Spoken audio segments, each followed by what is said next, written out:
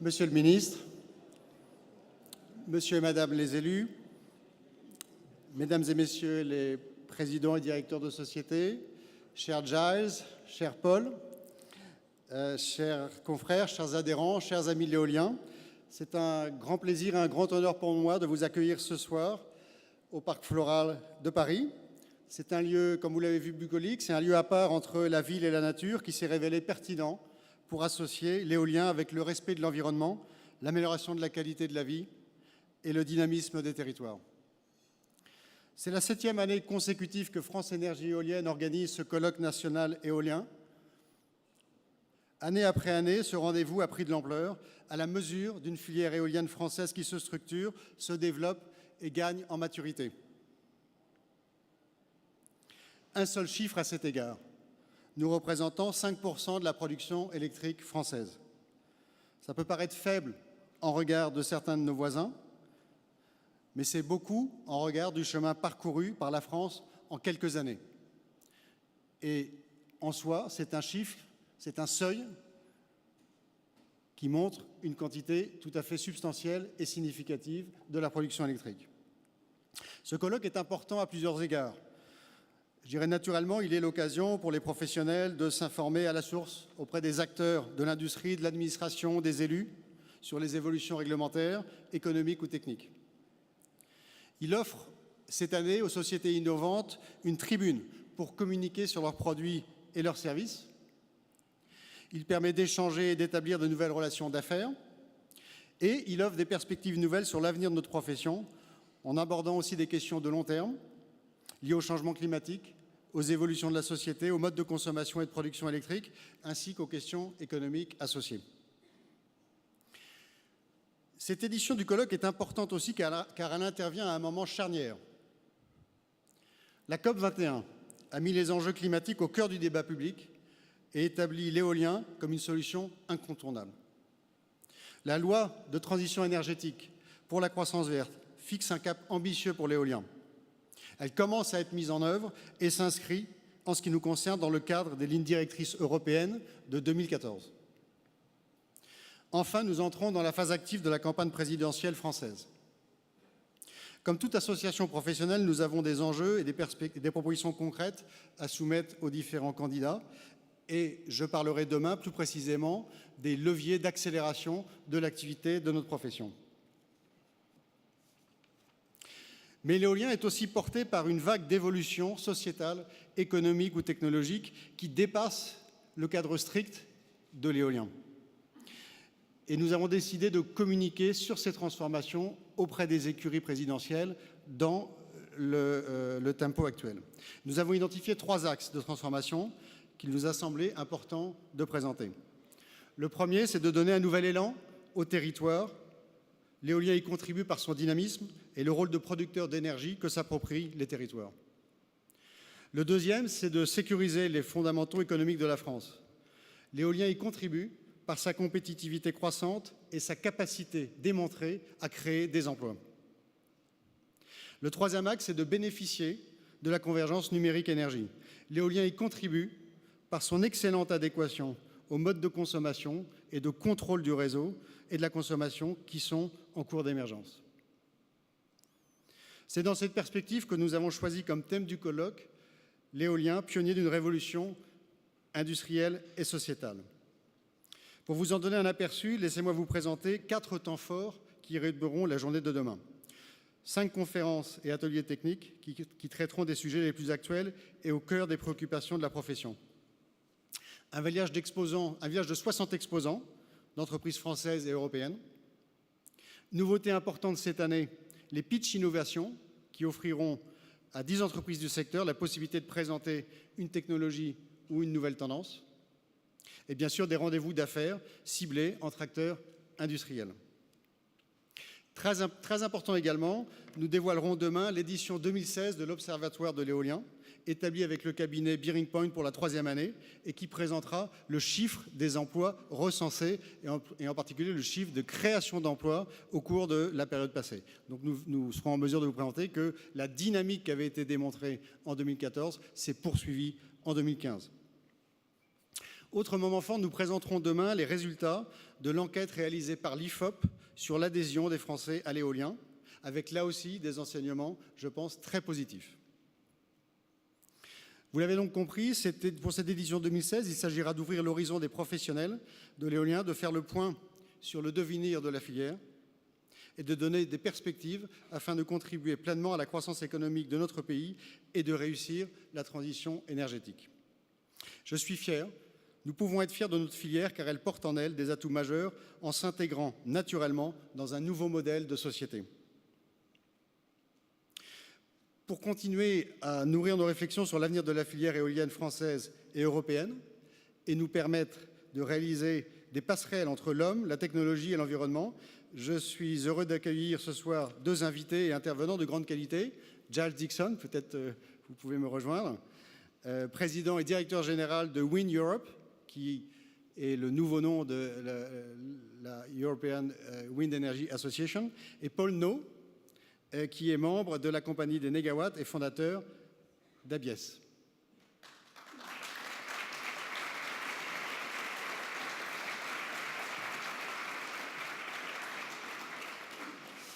Je suis sûr que vous apprécierez leur prise de hauteur et leur angle de vue sur les défis et les enjeux qui sont les nôtres. À toutes et à tous, je souhaite d'excellents échanges à venir qui reflètent l'unité d'une profession qui tend vers le progrès et l'innovation. Merci de votre attention.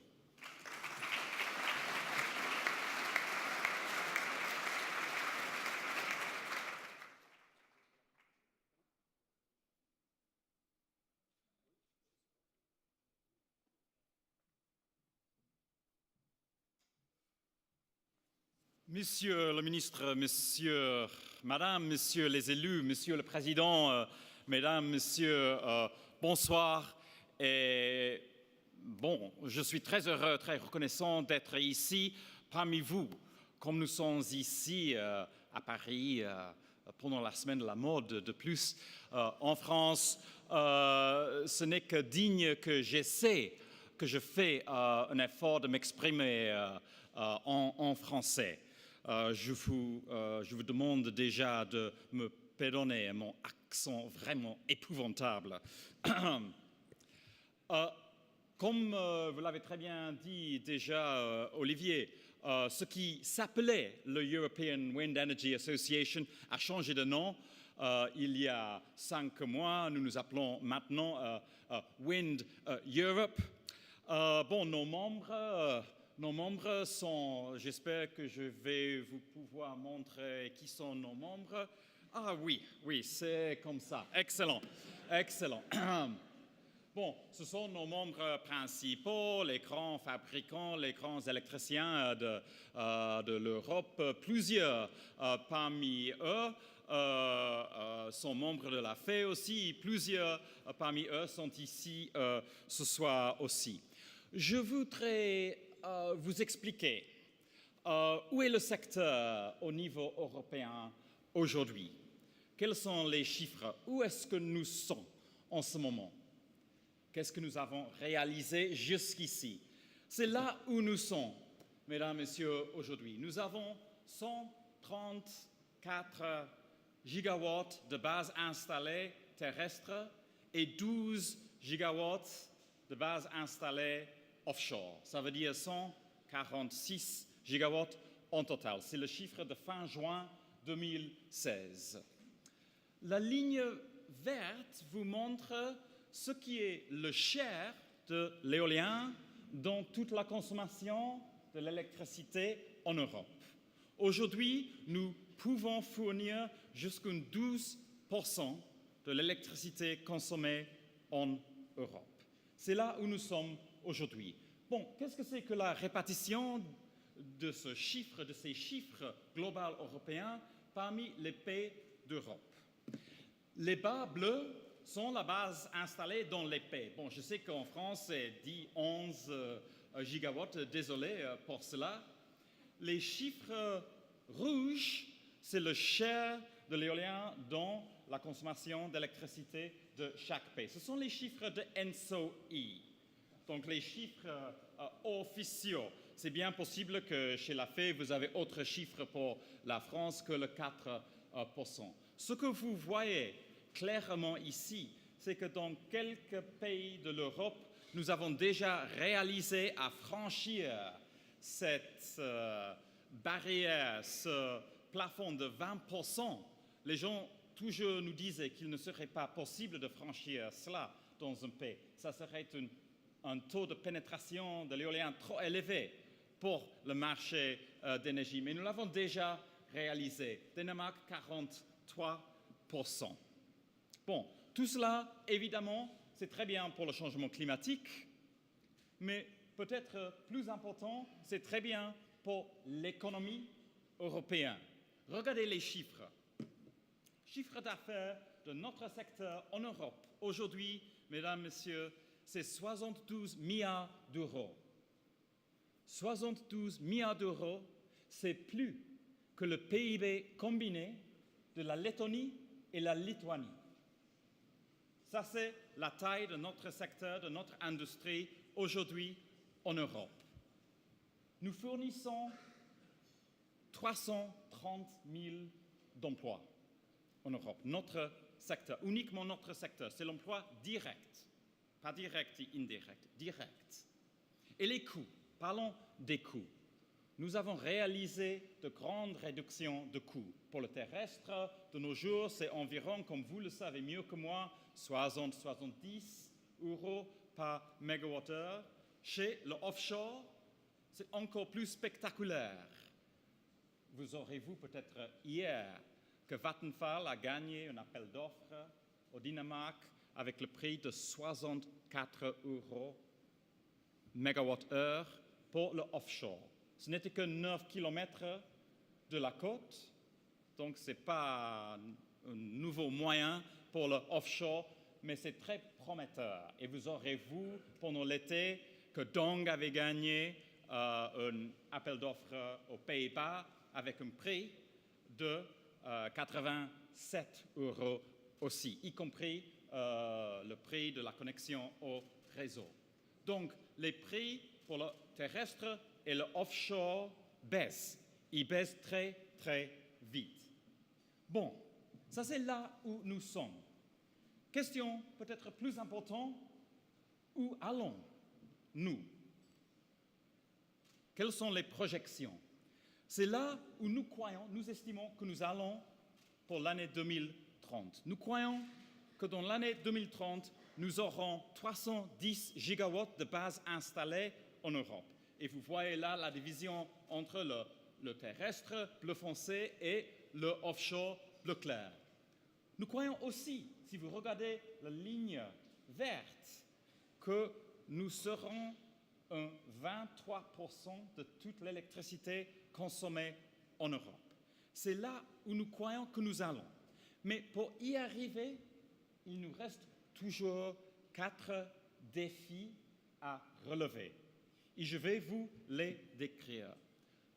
Le premier, pardon, mesdames, messieurs, avant de vous expliquer ce que sont les défis, c'est la répartition de là où nous serons dans l'année 2030. Donc la France aura, nous estimons, 36 gigawatts et 16% de la consommation d'électricité sera éolienne. Bon, les défis. Le premier défi, c'est malheureusement un manque d'ambition politique.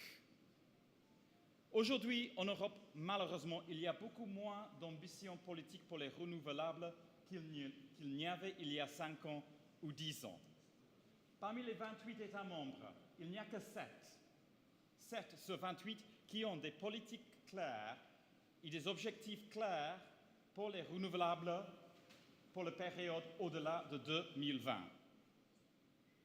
Nous sommes très heureux que les 7 incluent, Monsieur le ministre, la France, l'Allemagne est là aussi, mais il y a plusieurs pays importants qui n'ont pas ni politique ni objectif pour les renouvelables au-delà de 2020, y compris le Royaume-Uni, l'Espagne, l'Italie, la Pologne, etc. Ça doit changer. Aujourd'hui, nous voyons plus d'ambition pour l'éolien, pour les renouvelables hors de l'Europe que dans l'Europe même. Bien sûr, nous aurons une proposition très bientôt de la Commission européenne de nouvelles directives pour les renouvelables et nous espérons que cela sera une directive ambitieuse qui va inciter aux autres 21 États membres à faire quelque chose de plus ambitieux. Le deuxième défi, c'est que malheureusement, nous avons toujours des marchés d'électricité dysfonctionnels en Europe. Ce sont des marchés d'électricité qui avaient été dessinés pour autres systèmes, pour autres formes de génération, d'il y a 30 ans et 40 ans, là où il y avait des centrales qui avaient des obligations à être opérationnelles. Tout à fait différent de nos jours. Il faut un redesign de tout le marché électricité en Europe. Il nous faut le trading infrajournalier, par exemple.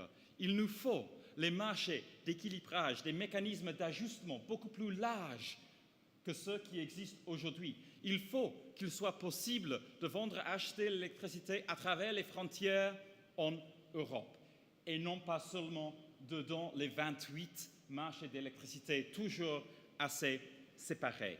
Et surtout, il faut que nous fassions quelque chose avec la surcapacité de génération qui existe toujours, de centrales thermiques, de charbon inefficaces, vieilles et sales. Il faut les fermer aussitôt que possible. C'est cela qui contraint le fonctionnement du marché d'électricité en Europe aujourd'hui. Le troisième défi qu'il faut relever, c'est que nous n'avons pas aujourd'hui de signaux de prix clairs pour inciter les nouveaux investissements. Même si nous réalisons une grande réforme du marché d'électricité en Europe, c'est bien possible que nous n'aurons toujours pas des prix de wholesale dans le marché qui correspondent au coût de générer l'électricité des parcs éoliens. Il nous faudra peut-être autre chose, un prix de CO2 un peu plus élevé de 5 ou 6 euros. On espère que le nouveau plancher que vous introduisez ici, Monsieur le ministre, va apporter quelque chose à cela aussi. Il nous faut peut-être de nouveaux contrats d'achat pour nous donner des signaux de prix étables. Et je le dis sans hésitation, il est bien possible que les appels d'offres vont nous aider dans cela aussi. Ils vont nous donner une sécurité dans le niveau de revenus qui nous aidera. Je suis très conscient que plusieurs parmi vous, peut-être, seront un peu réticents en ce qui concerne les appels d'offres. Mais en tant que messager de Bruxelles, si je peux m'exprimer ainsi, je dois vous dire que les appels d'offres, c'est un sens de trafic inévitable. Tous les pays membres de l'Union européenne vont dans ce sens-là. Il n'y a aucune alternative. Et le quatrième et dernier défi, c'est l'importance de renforcer les réseaux. Désolé pour ceux parmi vous qui ne font que le terrestre. Ça, c'est ce joli serpent. Ça, c'est un câble pour les connexions offshore, comme vous le saurez. Et ça, c'est un bateau en pleine mer qui installe ces câbles. Il faut de nouveaux investissements dans les interconnecteurs. Il faut les investissements dans les projets d'intérêt commun au niveau européen. Donc, ce sont 4 défis qu'il faut absolument relever pour réaliser les grandes projections dont j'ai parlé auparavant. Les 36 gigawatts en France, le 16% de l'électricité en France. Il y a encore 2 défis où il nous faut être vigilants. Défis, bon, c'est une réalité. Ce sont de bonnes choses, peut-être, mais il faut être vigilant. Et le premier, c'est le solaire. Le solaire pourrait devenir notre grand concurrent. Peut-être quelques-uns parmi vous estiment que le solaire est déjà un concurrent. Ils font le même progrès que nous dans réduire les coûts, peut-être encore plus vite que nous. Ils sont attrayants pour les gens qui veulent leur propre électricité, qui veulent devenir les fournisseurs d'électricité, attrayants pour ceux qui croient dans la génération distribuée. Bon, c'est un allié très, important, bien sûr. Il faut collaborer avec eux. Les projets hybrides sont très importants, mais il faut être en même temps un peu vigilant. Et deuxièmement, c'est la Chine. Je parle surtout aux fabricants qui sont là. Vous le connaissez beaucoup mieux que moi, les fabricants. Les fabricants chinois frappent à la porte du marché européen, frappent à la porte des marchés là où nous, les fabricants européens, aujourd'hui, font de très bonnes concurrences. Nous faisons de bonnes concurrences aujourd'hui en Afrique, en Amérique latine, Proche-Orient, etc. Nous le faisons parce que nous avons un bon marché européen. Si nous n'avons pas de bon marché européen, nous ne pourrons pas continuer à réduire nos coûts et nous allons finir par perdre la concurrence avec les Chinois, d'abord dans les marchés, dans les pays tiers, et après cela, à long terme, dans les mêmes marchés européens aussi. Bon, quelques petits mots sur les priorités de Wind Europe en ce moment. J'ai parlé de la nouvelle directive sur les renouvelables. La Commission va mettre sa proposition sur la table le 30 novembre. Nous faisons beaucoup de lobbying avec Šefčovič et Arias Cañete sur tout cela en ce moment pour veiller à ce que ce soit une proposition ambitieuse. À partir du mois de décembre, le focus se déplacera au Conseil des ministres, au Parlement européen. Tous les États membres auront ces responsabilités au Conseil de défendre une bonne proposition de la Commission. Et nous espérons que le gouvernement de la France poussera pour une directive très ambitieuse au Conseil. Je ne vais pas citer toutes les nouvelles propositions là où nous travaillons en Bruxelles en ce moment, seulement un petit mot sur le financement. Vous connaissez, j'imagine, le plan de Juncker, le plan des investissements sur l'infrastructure du président de la Commission. Ça a marché très bien, mesdames, messieurs, pour le secteur éolien. Il y a au moins 4 grandes fermes offshore qui ont reçu de bons financements de ce plan de Juncker, au taux d'intérêt très bas, avec les conditions très favorables. Demain, la Commission va lancer le projet du deuxième plan Juncker. Il y aura un papier vert. Ça pourrait être autre grande opportunité pour notre secteur. Je vous demande à le regarder bien et considérer les opportunités pour financer vos projets. Et dernièrement, quelques mots sur nos priorités pour l'année prochaine. Comme je l'ai déjà dit, ce sont les négociations au sein du Conseil sur la directive de renouvelables, le nouveau market design. En même temps, il y aura le début des débats au sujet du prochain budget communautaire à partir de l'année 2021 pour les 7 ans qui commencent dans le 21. Ça sera important. Et j'ai mentionné tout en bas le concept de l'électrification. Ça veut dire veiller à ce que les renouvelables ne marchent non seulement pas pour l'électricité, mais aussi pour les transports et le chauffage. Nous avons fait de bons progrès pour insérer notre énergie éolienne dans le secteur de l'électricité. Jusqu'ici, beaucoup moins de progrès dans le transport et le chauffage. Mais ensemble, si on regarde les émissions du secteur énergie, il y a plus de transport et chauffage qu'il y a de l'électricité. Et ça sera un grand nouveau focus pour nous. Bon, encore une fois, mesdames, messieurs, je vous remercie pour avoir supporté mon accent épouvantable. Si vous voulez quelque chose d'Europe, si vous voulez que nous transmettions des messages à la Commission européenne, au Parlement européen, au Conseil des ministres, nous sommes là, Wind Europe est là à votre service. Vous savez où nous sommes, nous travaillons très étroitement avec le secrétariat de la FEI. Et n'hésitez pas, mesdames, messieurs, à nous utiliser, nous sommes là pour vous servir. Merci beaucoup.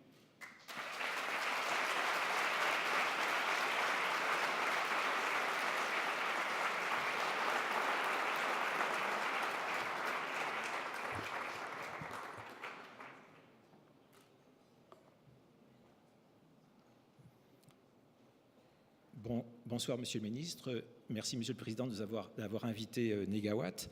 Donc, je vais faire une petite intervention. C'est un concentré de ce que l'on fait habituellement, mais un peu plus dédié à l'éolien. Donc, je vais vous présenter la démarche et le scénario négawatt avec la question que nous sommes posés, que d'autres nous ont posée. Est-ce qu'un scénario 100% renouvelable est possible en France en 2050? Donc, c'est ce qui a motivé nos travaux. L'association Négawatt, c'est une association d'experts. Il y a 25 experts dont je fais partie. Donc moi, je travaille quotidiennement dans un bureau d'études que j'ai fondé sur les études d'impact de parcs éoliens de centrales photovoltaïques au sol. Il y a d'autres experts comme moi. Il y a aussi 1000 membres et un certain nombre d'ambassadeurs qui vont porter le message. On a été créé en septembre 2001, il y a maintenant 15 ans. Donc ça, c'est l'association Négawatt. Et à côté, il y a un institut qui fait un peu de recherche et beaucoup de formation. On a produit des ouvrages, puisque notre vocation, c'est donc vraiment de développer une approche de scénario, mais aussi de le diffuser, de le faire savoir. Donc, un premier manifeste Négawatt en 2012, et puis récemment, une édition de poche pour le plus grand public. Donc, je vais commencer par le constat d'urgence. Donc, ça a été dit, c'est sous-jacent dans tous les discours, mais je voudrais quand même le rappeler. Le premier, c'est quelque chose qu'on répète, même si aujourd'hui c'est moins perçu, on est dans la fin des fossiles faciles. Avec deux exemples qui datent de quelques années, c'est qu'en 2013, on a consommé sur la planète 50 milliards de barils de pétrole et de gaz, mais seulement 20 milliards de nouveaux gisements ont été découverts. Et avec des dépenses d'exploration qui ont été multipliées par 4 en 10 ans. Donc on sent que cette phase de fin des énergies fossiles faciles se termine, même si conjoncturellement, on est avec un pétrole qui est pas cher. Le deuxième élément, c'est sur l'urgence climatique, sur la concentration de gaz de CO2 dans l'atmosphère. Vous voyez, sur l'illustration, on montre que sur des centaines de milliers d'années, on est resté à une concentration de CO2 dans l'atmosphère inférieure à 350. Et nous, aujourd'hui, on a dépassé ce seuil. À notre échelle, nous, à l'échelle de Négawatt, on utilise ce transparent-là, et on aurait dû le changer. On n'est plus à 370, on est à 400. Donc à l'échelle de 10 ans, de 15 ans, on a changé, on a vu cette concentration de CO2 évoluer de façon dramatique dans l'atmosphère. Et la combinaison un petit peu de tout ça, c'est l'Agence internationale de l'énergie qui le dit, c'est que si on veut limiter le réchauffement sur la planète au fameux plus 2 degrés, on ne doit pas brûler plus du tiers des réserves prouvées de combustibles fossiles. Plus du tiers. On doit laisser les 2 tiers enfouis. Donc ça clôt, par exemple, le débat sur le gaz de schiste ou autre. L'état des lieux de l'énergie. Alors nous sommes plutôt des ingénieurs. Donc on est plutôt avec manier des kilowatts, des kilowattheures, des graphiques, des chiffres. Et le premier, j'y reviendrai tout à l'heure, mais sans entrer dans le détail, mais c'est pour dire que tout ça, ce sont disponibles dans nos documents. Mais on a ce qu'on appelle un diagramme de Sankey, avec d'un côté ce qu'on consomme.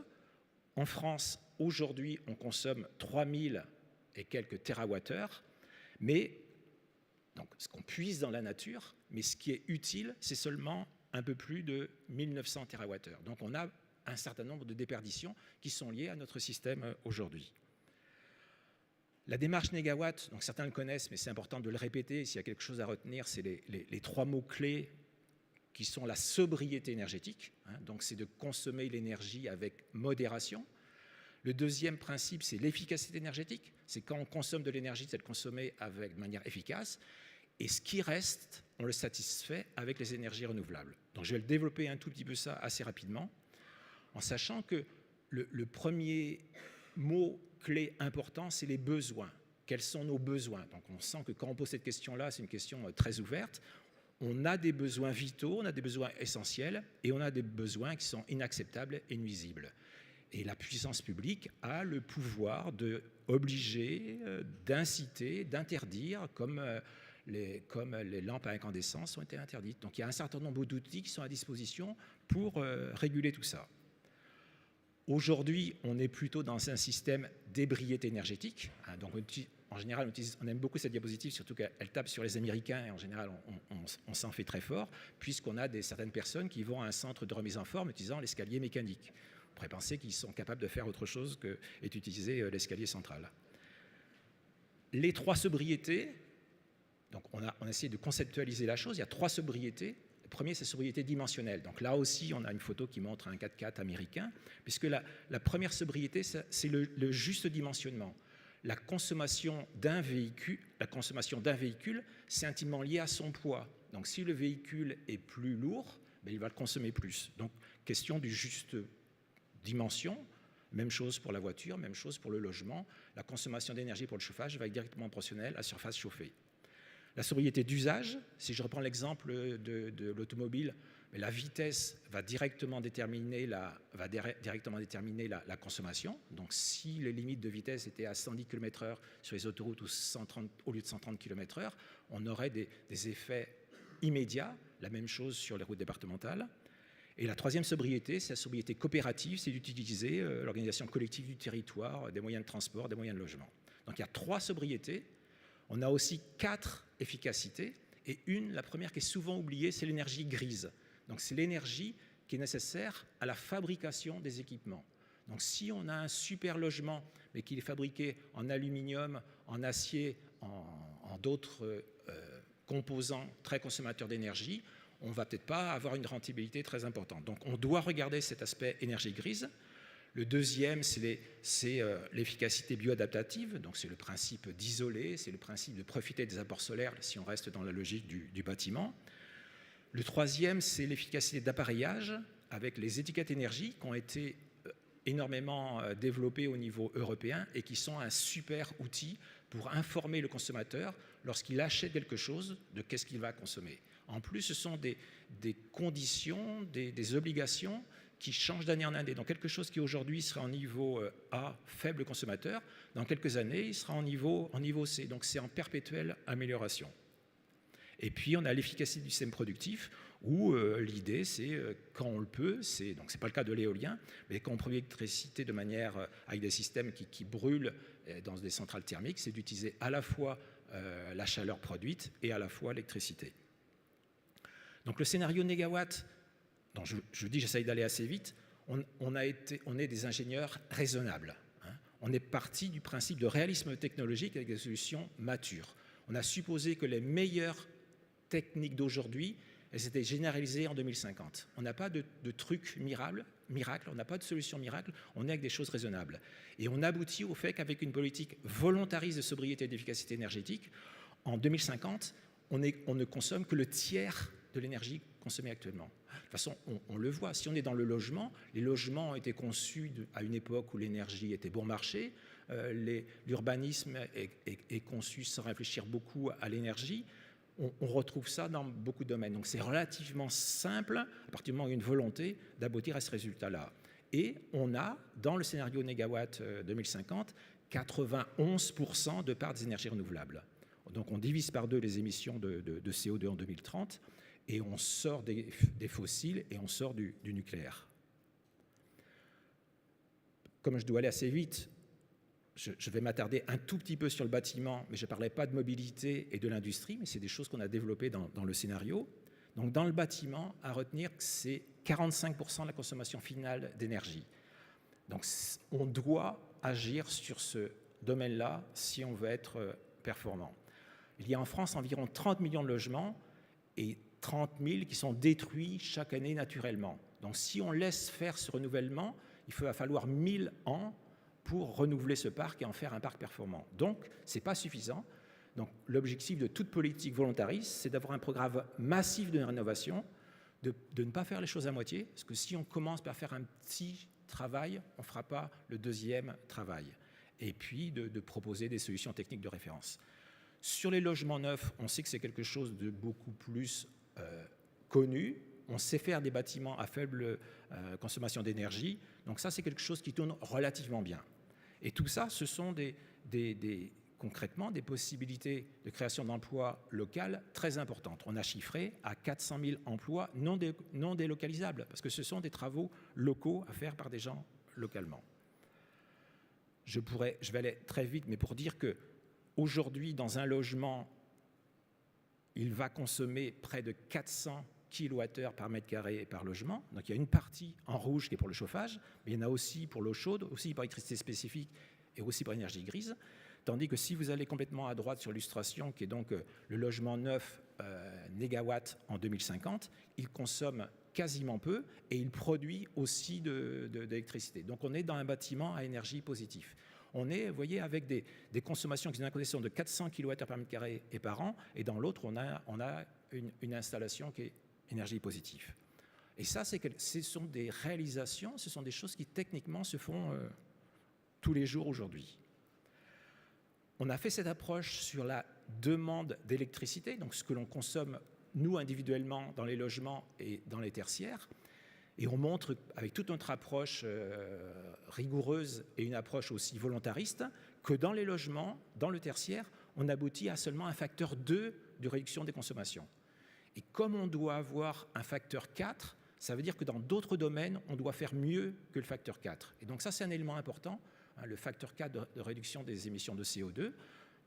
Avec notre approche, ce n'est pas suffisant dans la consommation d'électricité parce qu'on a des consommations nouvelles, on a des transferts de consommation d'énergie. Donc sur la production d'énergie qui nous intéresse un tout petit peu plus, je vais passer un tout petit peu plus de temps. Donc on a le vent que l'on connaît, hein, sur terre et en mer. On a le soleil pour l'électricité et pour l'eau chaude.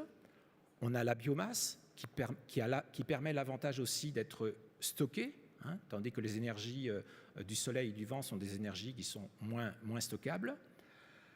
Dans le scénario négawatt, donc là, je ne l'ai pas dit tout à l'heure, je n'ai pas assez insisté, mais on est dans un scénario toutes énergies. On n'est pas dans un scénario électrique comme a pu le faire l'ADEME. L'ADEME a fait un travail qui est un peu dans le même sens que nous, mais qui s'est concentré sur uniquement l'électricité. Nous, on a une approche sur toutes les énergies. Et donc, dans le scénario négawatt, la première ressource, c'est la biomasse.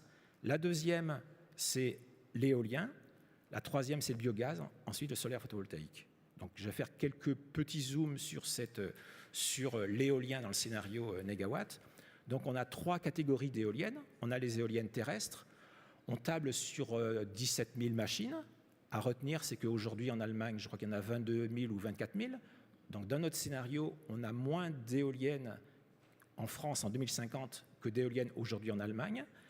De l'offshore planté, on a 1500 machines et de l'offshore flottant, 2800 machines. Et on a abouti à une puissance installée qui est de 80 000 mégawatts, avec 50 000 sur Terre, et surtout près de 200 TWh produits, alors qu'aujourd'hui, ça doit être 20 ou 25 TWh en France avec l'éolien, je crois que c'est ça.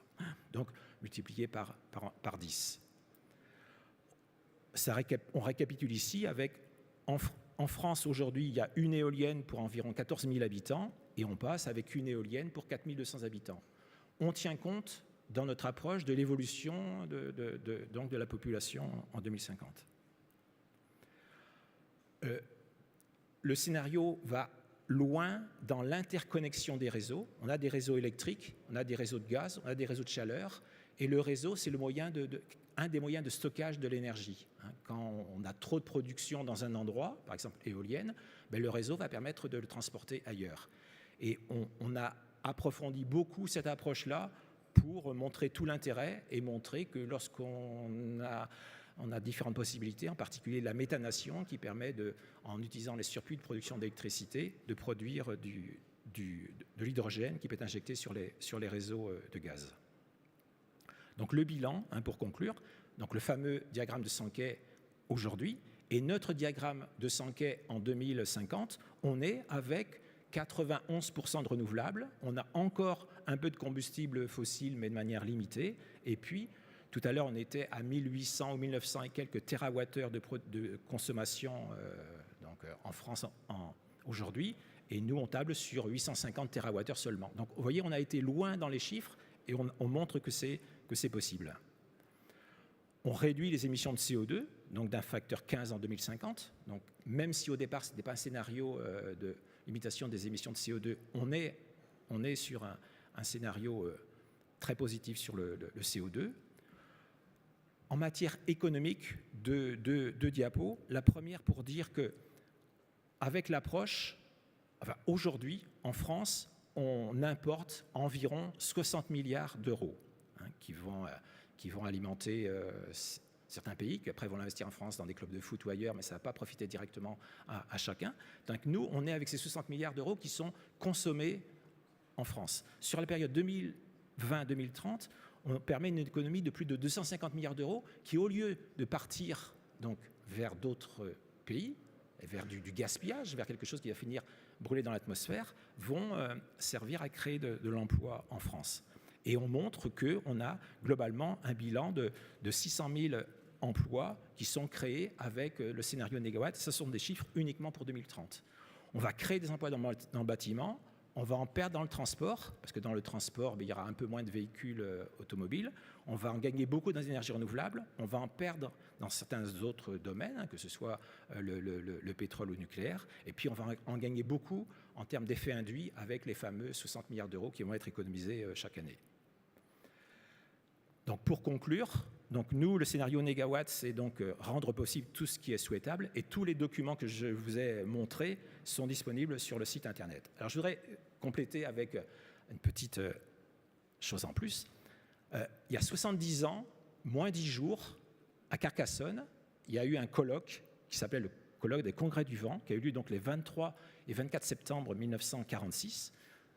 Et dans ce colloque-là, qui fait donc 180 pages, que j'ai ici, que j'ai acheté sur le Bon Coin, et il y en a encore quelques exemplaires, mais pas beaucoup, c'est assez fantastique à lire. Donc là, j'ai mis le premier, je ne sais pas si vous lisez bien, mais il y a quelqu'un qui dit « En vain objectera-t-on qu'avant de commencer, il faut faire des recherches et établir un plan d'ensemble ?» C'est exactement le contraire qu'il faut faire. On montre le mouvement en marchant, non en piétinant. Les faiseurs de plans sont en général ceux qui ne veulent rien faire et mettre en pratique la devise qui est urgent d'attendre. C'est Edmond Gasset, ancien élève de l'école polytechnique, donc en septembre 1946. Et donc, on n'a pas beaucoup avancé, il me semble. Et donc, dans cet ouvrage-là, on a d'autres exemples. Allez, je vous en sors un autre, parce qu'il est en prime.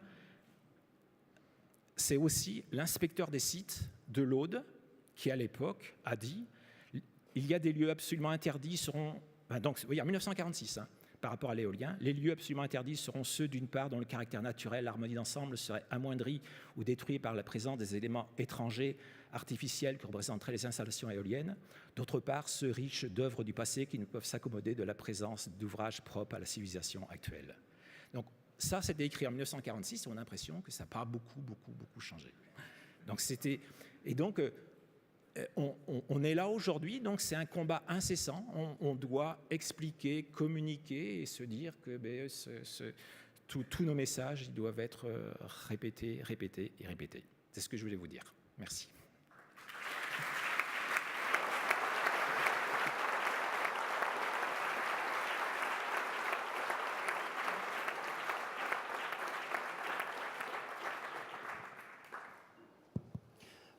Merci beaucoup à tous les deux. Peut-être qu'on peut passer, s'il y a des questions, à une séance, à des échanges avec la salle. Je pense surtout pour Paul et pour Giles, puisqu'ils sont là, j'ai un titre d'invité un peu exceptionnel. N'hésitez pas en tout cas à leur poser des questions.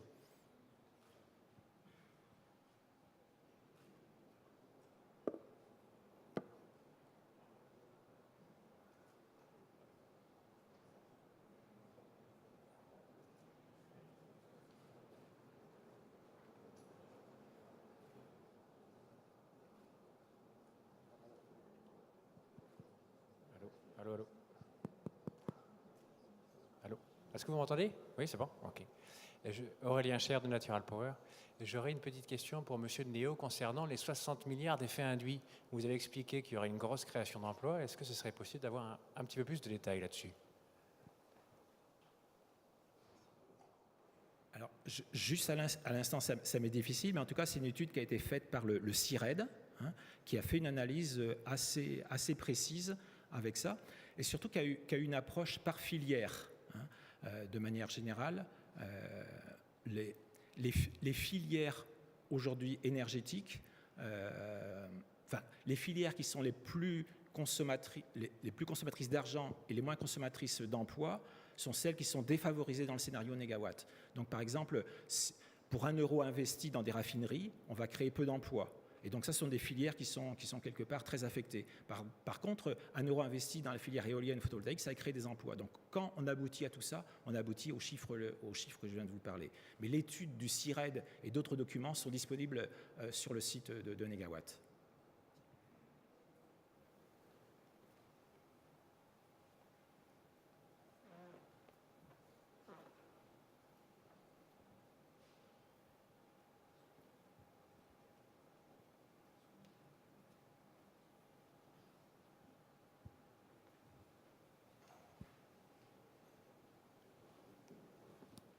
Bon, bah, s'il n'y a pas d'autres questions, je vous propose de passer à la suite. Donc, c'est un cocktail, c'est ça? Voilà.